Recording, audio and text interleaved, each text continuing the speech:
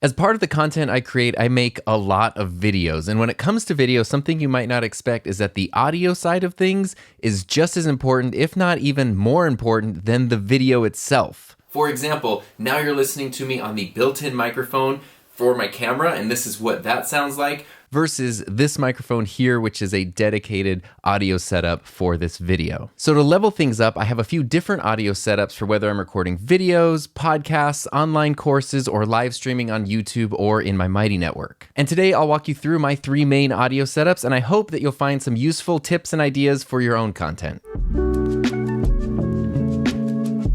By far, my most common audio setup is this right here, a microphone in front of my face, sometimes just called a traditional broadcast setup. I'm an audio production nerd, so I don't mind a little bit of complexity in my setup, so I usually use a microphone like this. This is the Shure SM7B on a boom arm with an XLR cable that's running into my Rodecaster Pro 2, which is an interface mixer that lets me connect multiple microphones, adjust the audio and EQ it however I want, and then either record in here or send it into the computer to be used in streams and stuff. But really quickly, I do want to remind you that there are so many different ways to approach a setup like this, including something very simple and budget-friendly like just basing it around a USB microphone. So I did put together a separate video all about podcasting basics that covers all of the gear options if you do want to learn a little bit more. Now, like I said, I do have my microphone positioned on this Elgato Wave arm, which gives me a ton of options for versatility in terms of how I position the microphone.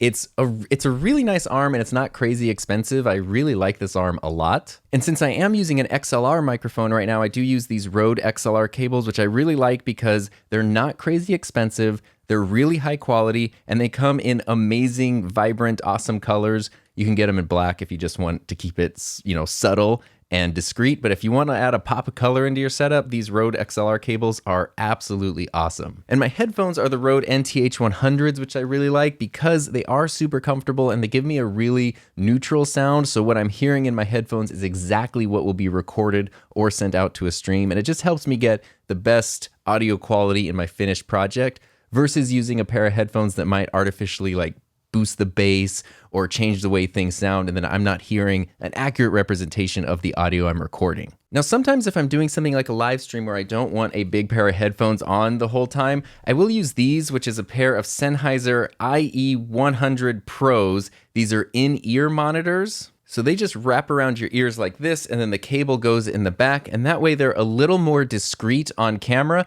But what I really like about these ones specifically is not only do they sound good, but they don't move around or fall out when I start talking. A lot of cheaper in-ear monitors, when you start talking, they start to come loose and they start falling out. And then the whole time you're doing a live stream or you're talking to someone, you're kind of fiddling with your ear, which is very distracting. These ones just stay put and they're super comfortable.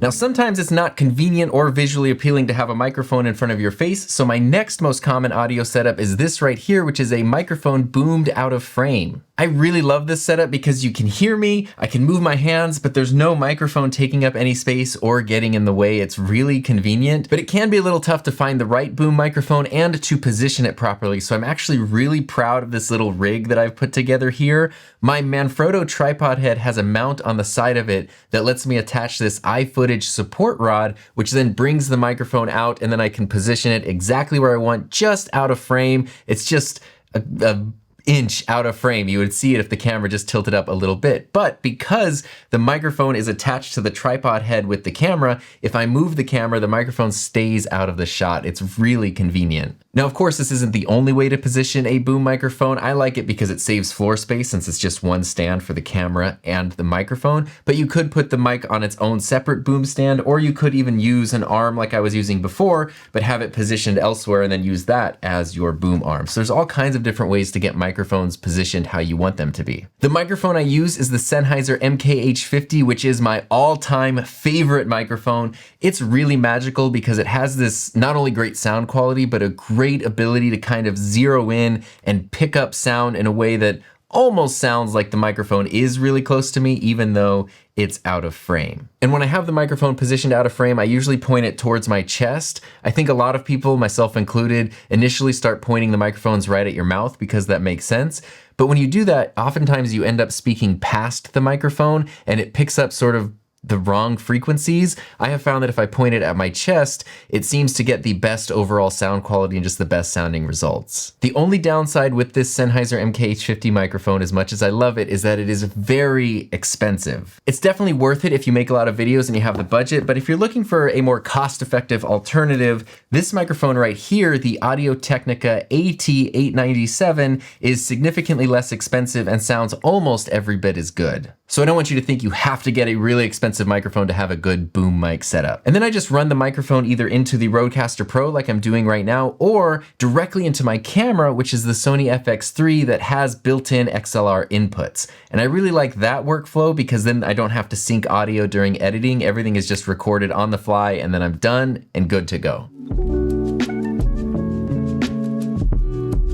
Now this last audio setup is definitely the trickiest, but it really is essential, and that is a lavalier microphone like this. Because now I've got the microphone pinned to my shirt, which means I can be picked up crystal clear no matter which direction I face, how far away I go from the camera. It doesn't change because the microphone is physically attached to me. But the reason I say this can be a little bit of a pain is because it sometimes can be tough to get the microphone positioned well where it sounds good, to get the signal going into the camera in a way that sounds good, and just to get everything up and running. So I use this the least, but it's definitely something I couldn't do what I do if I didn't have it. Now, speaking generally, something I've learned when it comes to positioning a lavalier microphone is that it's usually best to have it kind of in the middle of your chest. Sometimes people will like to pin these sort of up on their collars, and the problem with this is that then my head would be blocking out the sound from getting to the microphone and it starts to sound a little bit muffled and strange. I have found that attaching the microphone right to the middle of my chest gives the most natural sound.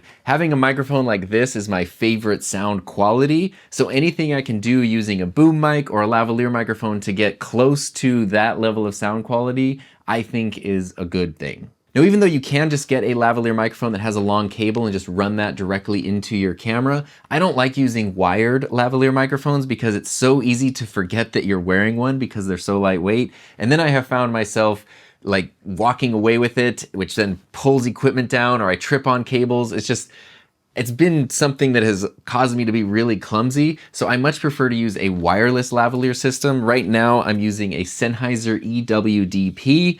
I have a microphone that's going into this transmitter, and then there is a receiver sitting on top of my camera going into my camera, and that way there's no cables to trip on in between me and the camera. Just like my boom mic, it is a more expensive option, but it also comes with significantly improved reliability and stability because it's designed to be used in professional applications, and it just gives me a lot of peace of mind. But I do also have some more budget-friendly wireless systems that I use, like this Rode Wireless Pro.